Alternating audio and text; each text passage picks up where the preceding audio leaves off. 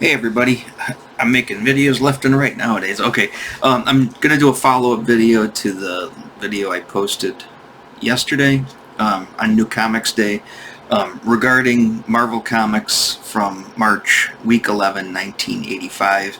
This is gonna be, I'm not gonna do these every week. I'll probably just do maybe once a month just to kind of point it out, but I'm gonna do a follow-up, and this will be a short one because I barely had or read any of these comics. Is DC. Obviously my focus was on Marvel Comics at the time, and I'm doing DC Comics. Um, I didn't really, I got a couple here and there. Most of them, like I said, most of them either get in those little packs where I get a DC comic, like they throw it into like a multi-pack, or maybe it's just a cover I really liked, or, is maybe something that caught my eye, but I very rarely ever bought DC, especially in 1985, and same thing goes for 1984, but we're focusing on this year. So I'm going to go back to the fandom page. I'm going to show you here. They don't, again, you can find this, just look up DC April 1985, DCFandom.com. It should pop up to these fandom pages. I think they're like wikis or like comics vines, like the vines. I think there's just tons of these out there. But like, again, if you just go to like fandom.com, it's really hard to find specifically the information you're looking for. So just do a normal Google search and you should pop up the page, or if you can see my address up there, it's at dc.fandom.com /wiki/category : 1985, don't forget the comma, _ capital APRIL for April, and that should pop up this. Actually, am I doing April? No, I want to do 85. Why do I have April up here? I don't think I botched this up. Maybe I skipped to the wrong one. Sorry. Does this look right? I think I messed up. I think we would be doing, or did I want to do this for April? I can't remember. Regardless, scratch that. Let's just do this for April. I didn't go back, and I went back and I guess I read a couple of the comics for April, so we'll cover those when we get to them. So it's going to be very, very, very impromptu because I wasn't looking at March of 85. Sorry about that. But let's just dive into it. What the hell? Like I said, because I had very few of these. I think I had like 2 comics of this, maybe 3 comics I'm seeing of this year, and I don't believe I bought any of them off the spinner rack. I got them after the fact. So let's just go through them real quick.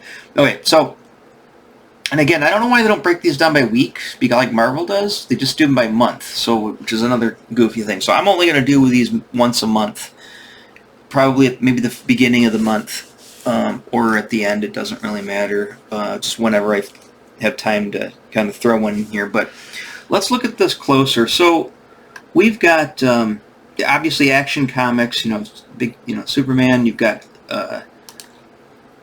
All-Star Squadron, which was hot at the time. Now here's the thing. You got to keep in mind that this is DC Comics pre The Dark Knight Returns, Frank Miller's Dark Knight Returns, pre-Watchmen.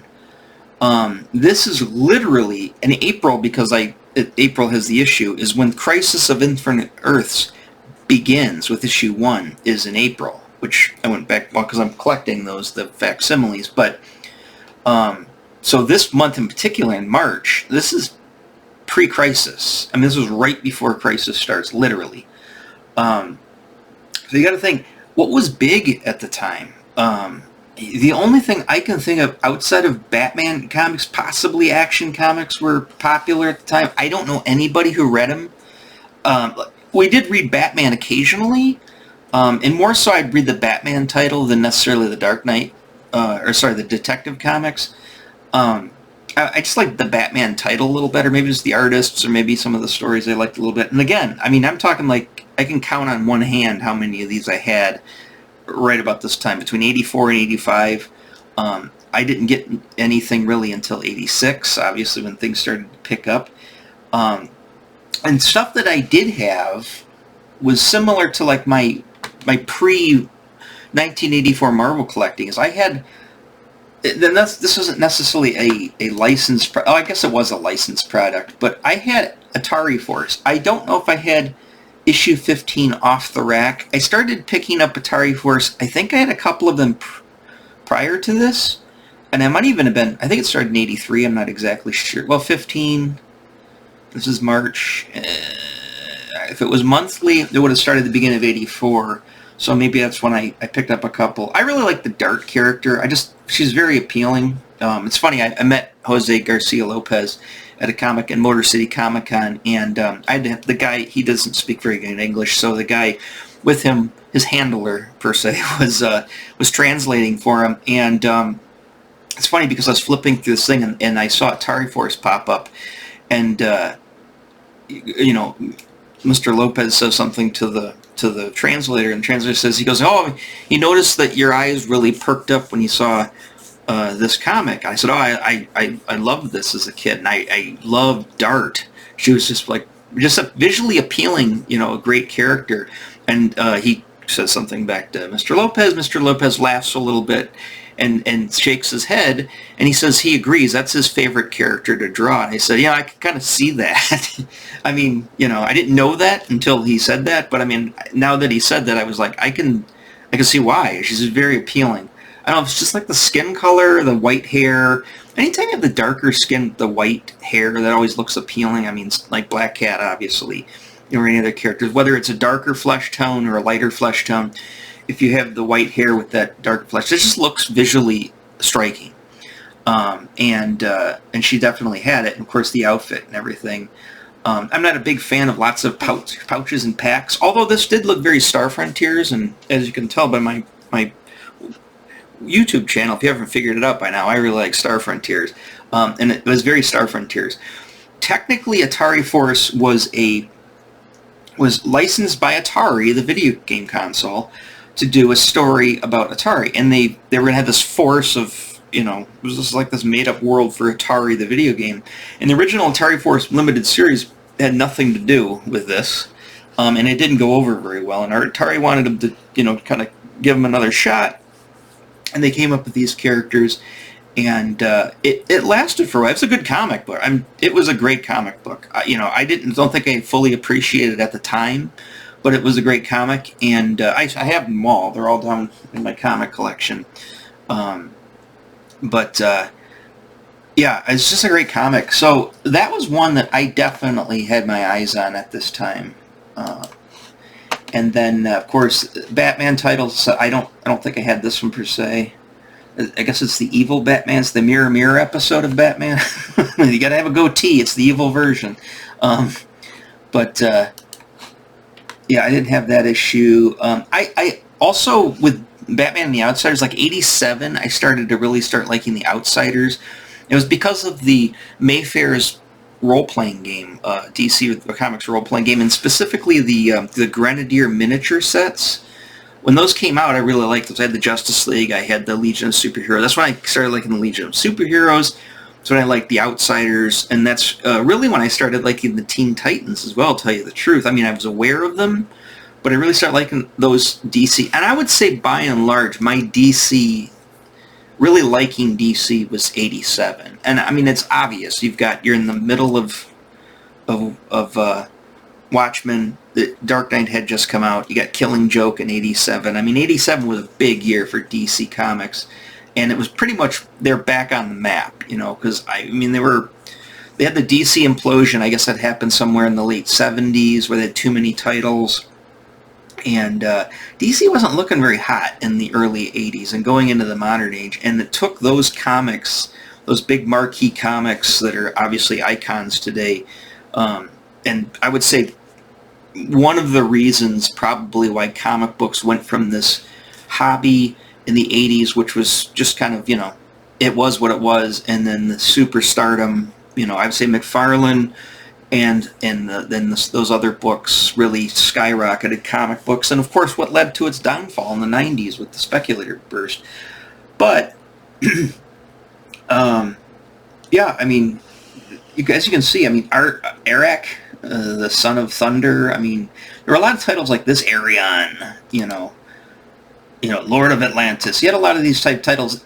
I've read some here and there. I do like All-Star Squadron. I have gone back and read some of All-Star Squadron, as well as Justice Society.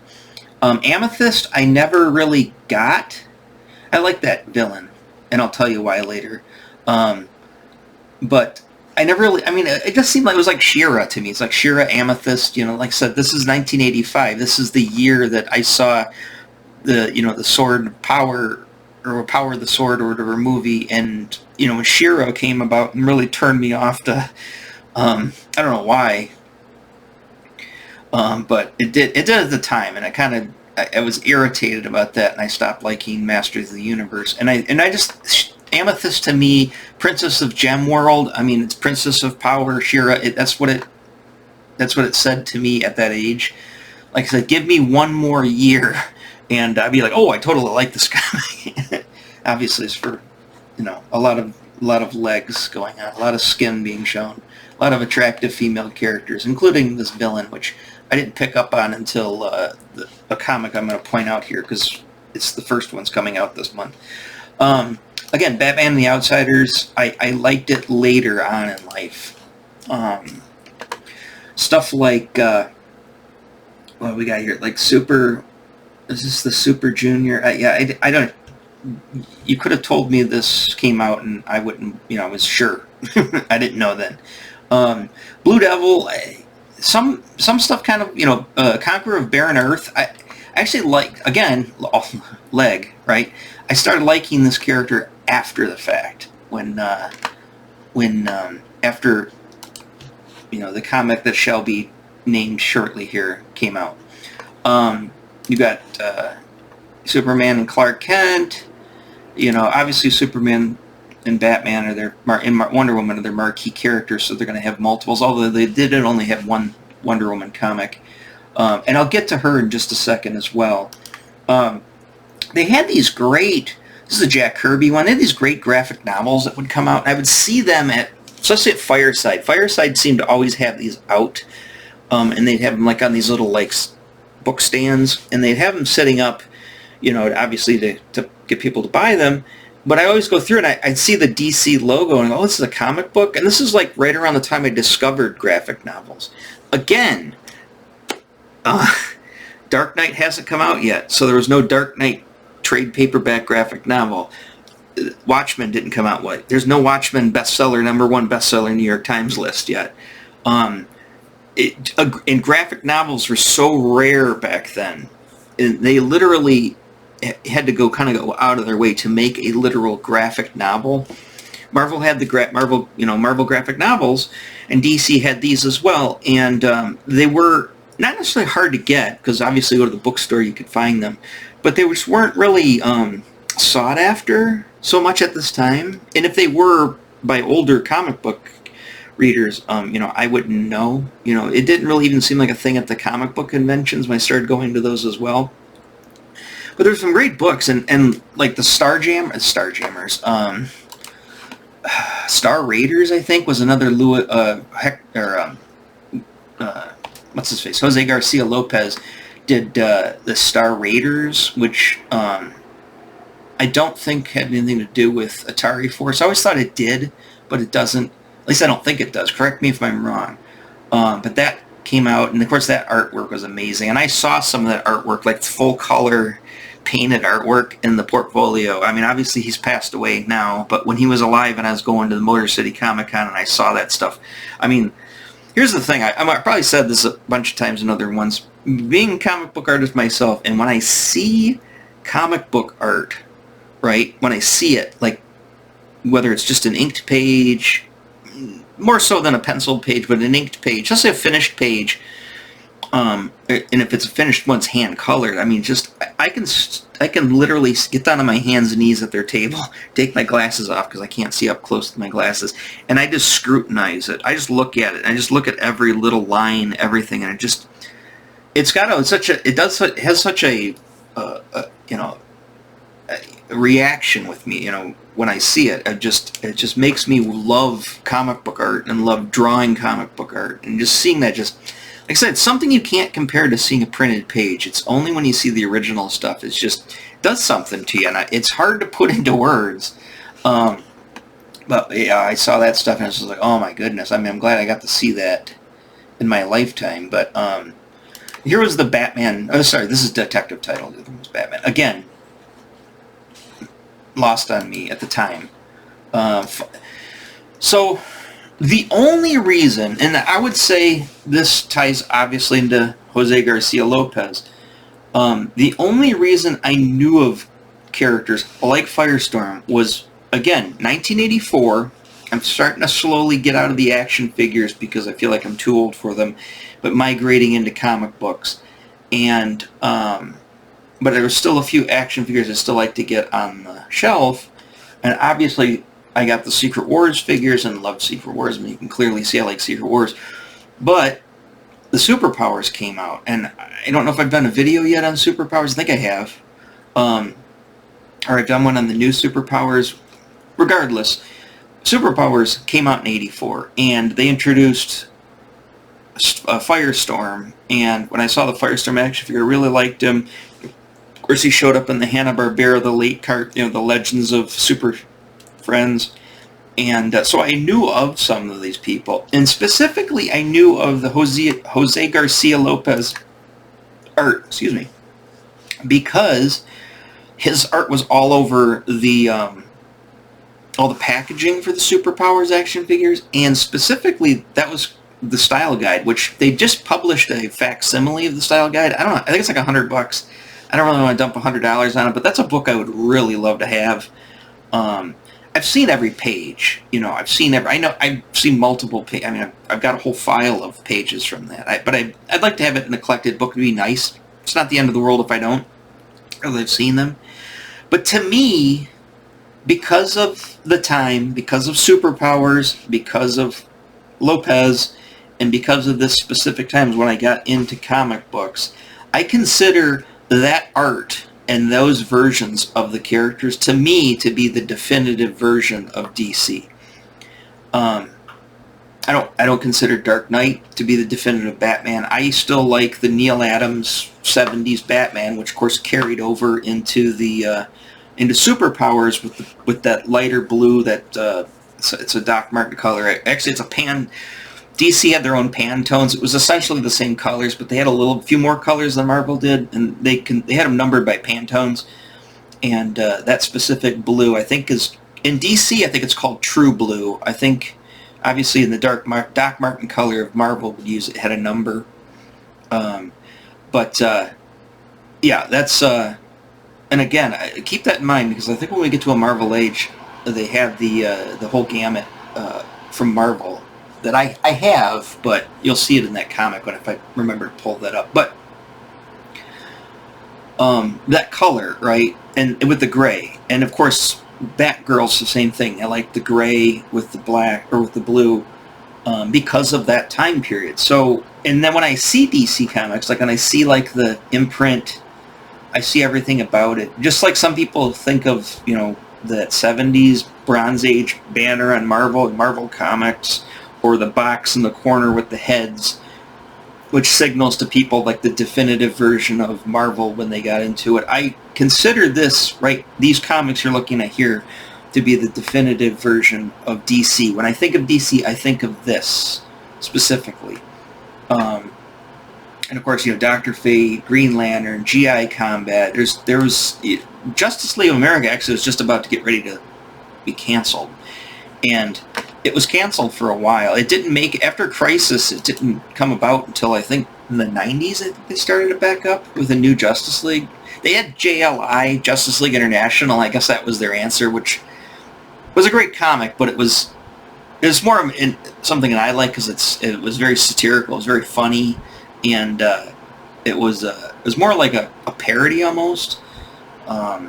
And then that, of course, just became JLA, and then I think it morphed, and then they just switched and made Justice League America. But again, that doesn't exist yet either. So Justice League International doesn't exist yet. We're talking, this is pretty far back into DC's, comic book, lineage here. You've got I think this is like the second, or this is Tales of, I love Dawnstar, obviously. Any girl, any female character shows a lot of skin, especially with dark hair, I really like. But Dawnstar, or sorry, Legion of Superheroes, this is Tales of, you've got, which one was this one? This was Legion, it's just regular Legion of Superheroes, or was this the New Adventure? I can't remember. They had a lot of these. I mean, this was DC's bread and butter for the longest time. This is how Jim Shooter got into comics. Was, you know, when he's 14 years old, he sent in a script for because he didn't like the way the comic was going. He wanted to. He wrote his own change, and they liked it so much they bought the script from him. So that was a big comic. It's still, I mean, it's still popular today. You know, they had Nuke Talent Showcase here, which is always kind of interesting to see. And then, of course, you had the New Teen Titans. I might have said this story at some point, but in 1987, when we went to the Extrabacon, they only had one guest artist, and it was George Perez.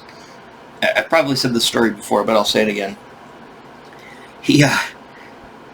Anyways, I'm like, oh, that's George Perez. I didn't even know he was going to be there. And it might even said on the flyer, and I just didn't put two and two together. We're there, and I go, well, I want to get him to sign something. I don't have anything for him to sign, because I really wasn't collecting DC much at the time. And some guy goes, who had a bunch of long boxes under his regular table. He goes, I got, I think there's some New Adventures, or the New Teen Titans by Perez down there in the 50-cent box. Or it was a quarter box. I think it was a quarter box. And I go, oh, really? Oh, that's cool. It's only cost me a quarter. I'm not even thinking of this in my head, because I'm a kid, teenager. And I'm digging through, and sure enough, I found two comics, and not that one specifically, but I found two comics of that. Oh, these are by Perez. He's like, yep. And then the guy goes, you might not want to tell him you got this from the corner bin. I remember, well, obviously I remember him saying that, but it didn't register in my brain, because when I got up there, I was all geeked up. I'm going to meet a comic book artist. And we're up there, kind of, they had him on this little platform. It was weird. And there was a guy up there, and he was having him draw a character for him. And everybody was just, all eyes were on him drawing this character. And he'd take a break for a second. Somebody would give him a comic, and he'd sign it. And he'd be talking, and I stood up there, and he looks at me, he goes, what do you got? And I go, oh, I just got these two from the quarter bin. And there's a look at his face, and look at all the dudes' faces are just like, you know, if double hand palming was a thing back then, they would have double hand palmed. I don't want to poke my eye out, but anyways, I'm like, what? He was this dumb teenage kid, and he's like, oh, quarter box, eh? Signs his name on it, and he's like, there you go. He goes, you might want to put that in a comic book bag and board to keep it in good condition. It was hilarious. It's one of my big stories I still tell today, you know. I've probably told it again on one of my videos. I'm telling it to you again. But that was my new Teen Titans story. Omega Men, again, knew it. I would see the comics on the shelf. It's not like I didn't see these things on the shelf. Because obviously you don't want to see what you're grabbing.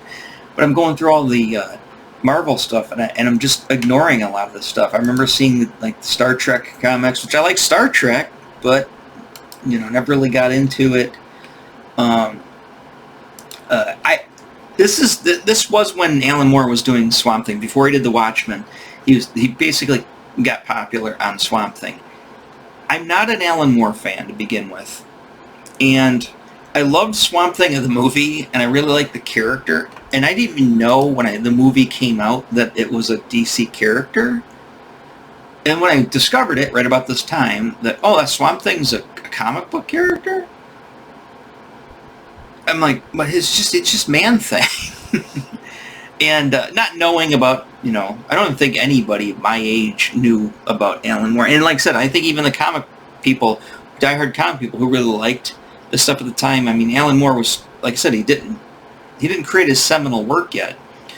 But a lot of people point to this as being a great comic book, and I have gotten a couple of them throughout the years, and I've read through them, and they're okay. I mean, I don't hate them. Let me clarify this too. When it comes to Alan Moore, I'm not a huge fan of Alan Moore, but I don't hate his work. I'm also not a big fan of Frank Miller, but I don't hate his work. And there's some Frank Miller I do like, and there's some Frank Miller I don't care for. I do like The Dark Knight. I'll get to this probably throughout these videos. I'll get into it more, because I can go on a rabbit hole in this. And I probably have talked about some of it in previous videos. Again, there's a lot of Superman titles. And this is kind of what shot them in the foot back. I mean, this is the whole month. So Marvel probably had this many comics, if not more, for the whole month. But one of the reasons, you know, DC imploded was they had too many titles. They had too many comics at one time. And something that obviously is not something that anybody even thinks about today, because Marvel does like, what, 90 comics in a month? DC possibly more, I don't know. But they had so many, but they had a lot of licensed, I mean, like I said, they had a lot of licensed comics. V for Vigilante. This is also before V for Vendetta. But they had the V, adaptation for the TV show. It was, I think, 85. I think it was the Final Battle, I think, was going on. I think in 84 they had the original, or it was 84 or 83 they had the first mini-series, but I think the Final Battle was 85, which was probably on TV at the time as this stuff was coming out, most likely, if I recall. Warlord, it's funny, speaking of He-Man, Warlord, Remco had those Warlords figures, and I'd see them everywhere, and I had a few of them, but I just treated them like extra He-Man guys. But seeing like the comic book art on it, and I think it even said DC Comics on it, I knew what it was, and then seeing the Warlord comic on the shelf, I was like, oh, I've tried multiple times in the last 40 years to try to get into Warlord, and I like it. It's more of like a John Carter situation where you've got like a human, somebody from Earth who goes to another world, just like kind of like an Edgar Rice Burroughs thing, or which is John Carter. But and I liked Conan better. Conan just for some reason just appealed to me better. I mean, the Warlord had a lot of scantily clad women in it. It had a lot of the same stuff that Conan was known for, but for some reason, Warlord just, to me, Warlord felt like the action figures. It felt like Remco, copies of He-Man figures, and Marvel Conan being He-Man, literally kind of is, and then Warlord being like the cheap imitation. So, it's hard for me to really get into it. Okay, so the last one we'll talk about, because like I said, I didn't want this to go super long, is this. And this is the first issue. This is the very first one, 1985, Who's Who. And of course, Who's Who was going on simultaneously. Actually, it beat them to the punch, because I think Who's Who, because Marvel Universe, well, they already had a Marvel Universe handbook in 83, so technically they didn't beat them to the punch, but when they did the new one, the one I like, the deluxe edition, came out towards the fall of 85. Now, Who's Who from DC was essentially the same thing, set up differently, but essentially the same thing. And it came out, it beat them to the punch. It came out, obviously in March with the first issue. These I sometimes picked up off the shelf because same reason. I saw the Marvel Universe, I loved the Marvel Universe, and I go, oh, they have a DC version. But I only picked up like the ones with characters I liked. Like I would have probably, I don't think I saw this one when it very first came out, but I know I picked up the Batman one. I picked up, I think the one with Vigilante on the cover, Hawkman on the cover. When I was collecting Superpowers, I think Hawkman was my favorite Superpowers action figure at the time. They got the Green Lantern one with all the Green Lantern Corps people, but so this one came out, and by looking in these pages, like I said, there was a lot of stuff that would come up, including like that villain that was on Amethyst, and I was like, oh, I really like this character, and then I read about, oh, it's from Amethyst. Oh, and Amethyst, I believe, is in this one. Yeah, Amethyst, Princess of the Gem World, she's in this one. And it would kind of give you more of a story, it give the history of the character, and and a cool drawing of the character, just like Marvel Universe Handbook. And so I started to kind of warm up to DC a little bit, as, like I said, I had the comic, I had the action figures, I had the comic, and it was there, but I never really went full bore with it until in '87 when I met my friend at Ruther. He wasn't really into. He had the superpowers as well, and he was into a lot of the DC stuff. And he was reading Swamp Thing. He was you see Animal Man. I don't know if he was reading Animal Man at that in '87, but I know in high school he was. But he really liked the DC characters, and then then we found that game, the Mayfair game, the role playing game, and then I remember sitting at his dining room table at his house back in like '87, '88. I think it was summer of '87, to tell you the truth, and we were painting the miniatures, those Grenadier miniatures for the game. We were talking about these comics, talking about DC, talking about the Outsiders, talking about Teen Titans. And he kind of got me into it. So I kind of like, and like I said, and then The Dark Knight got popular, Watchmen was super popular, and this is all stuff that happened when I was in high school. Dark Knight technically was the following year's '86, and that's what ushered in the modern age. I don't know if I mentioned this in any of the Marvel comic videos that I've done so far as this year of '85, but 1985 is the beginning of the Marvel age, or the Marvel age, beginning of the modern age of comics. So the Bronze Age was 1970 to 1984. So because they consider the modern age is when Crisis came out and not Secret Wars, but Crisis, I think, was what marked it, was the modern age of comics. And this is when DC started to come back alive. And they're pretty much, I would say DC more than Marvel is responsible for the whole modern age of comics. And this is, we'll leave on this. This is what when I think of modern comics, get my thoughts together here. The modern age, which is 1985, strangely till now, although I feel like we should be in a different age by now. I know it's still modern comic books, but 40 years ago, come on. You guys it's a different age, trust me. We could call the 90s like the dawn of the computer color age, I don't know. We could call it the millennial age in the year 2000. Somewhere they have to draw the line and call it a different thing. But the modern age, what got popular in the modern age was the anti-hero. And I don't totally dislike the anti-hero. I mean, like I said, I like Wolverine. Wolverine's an anti-hero. The Punisher is an anti-hero. To some extent, Daredevil was an anti-hero. By the way, I did watch the first 2 episodes of Daredevil last night. I'm not a huge Daredevil fan, but that was amazing. I hope they don't drop the ball on this. We'll talk about that later, more later. I don't... I'm not a huge fan of I was then. I take it back. I really liked the anti-hero when I was a teenager and at this time, because it was something new, it was edgy, it was it was fresh. It was necessarily fresh, but it was just, I guess it was cutting edge at the time.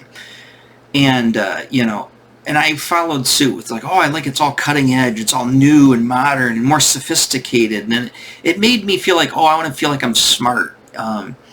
And my buddy that I met, he was definitely smarter than I was, definitely did a lot better in school than I was, and kind of had a chip on my shoulder, like I was like the dummy, and it's like, I want to be able to be smart, so I want to be sophisticated and like these new cutting edge comics, right?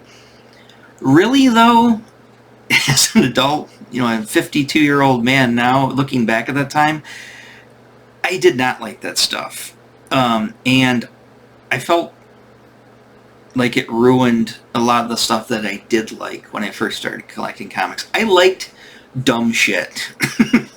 I liked, stuff that was childish. I liked stuff that was not sophisticated. I liked He-Man. I liked, I liked dumb things. I liked somebody's referred to my comics as wonderfully stupid. I like things that are wonderfully stupid. Doesn't have to be sophisticated for me. I guess the airs that, I tried to put on as a young adult, just probably my insecurity of being not that smart of a person. Felt like if I was really into sophisticated stuff, that I would be perceived as smart somehow. It was totally just something dumb kids do. And problem is, though, there's a lot of adults that do that today, and I still see it. I guess it's called being pretentious or pretentiousness or whatever. Being a hipster, being a pseudo-intellectual, trying to come off like you're more than you are. I'm here to admit, I'll be completely transparent with you. I'm not that smart of a person, not that sophisticated of a person. I'm not a Neanderthal or Neanderthal, but I'm not that sophisticated. I'm pretty simple. I like simple things. I like things that are wonderfully stupid. But I don't want to. Here's the other thing about that is, I like things that are stupid, but I don't like people to point out that it's stupid. Meaning, and this is kind of like, this is right about the time where, like, I guess like that cynicism started to come involved, and I picked it up more from my other friends who it seemed like they were always making fun of things because it was just, that was like it's like the whole Mr. Science Theater thing, where like to make fun of movies because they're so bad.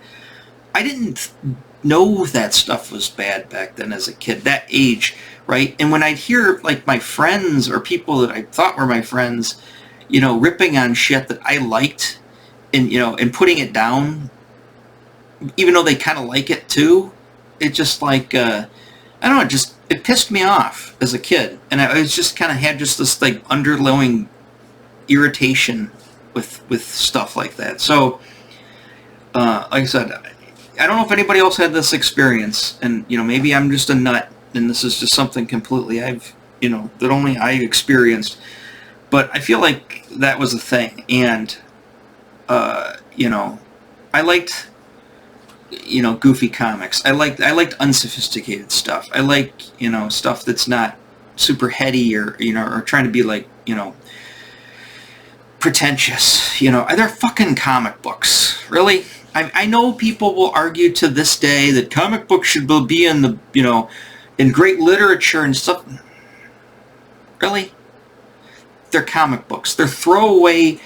They're bubble gum. They're candy bars. These are Snickers bars. This is the stuff that kids would rip open, eat, consume, get a little bit of a buzz high, sugar high, like the sugar, rot their teeth, which is not good for you. Make you fat, not good for you, and then they discard it, right? That's what comic books have always been.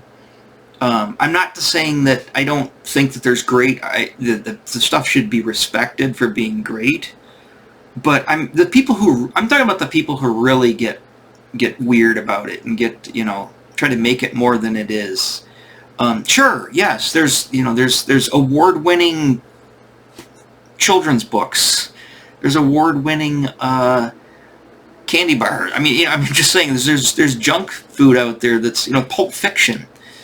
Essentially this is just Pulp Fiction for kids. And so at the end of the day, that's my mindset going into all of this. So if you don't agree with me, that's fine. You can tell me I'm an idiot all you want, but you're really not doing anything to me, because I've been hearing that for years, and it hasn't really. I mean, it might have given me a chip on my shoulder, but it really doesn't. At this point, my age, I don't really care. So, have at it. Have at thee. Call me every name in the book for being an unsophisticated, moron. That's fine. I agree with you. So, like I said, we'll do this again. I went as long as the Marvel video. I didn't really want it was Marvel. Although this is the whole month, so the Marvel videos technically will be longer because I'm going to do obviously the different weeks within the month. But we'll keep tabs on DC with this, and of course we're gonna come into next month. We'll come into the Crisis on Infinite Earths, and and you'll see these classic, iconic comics kind of come out you know, in real time, facsimile real time 40 years ago. All right. I'll catch you guys on the next one. All right, bye-bye.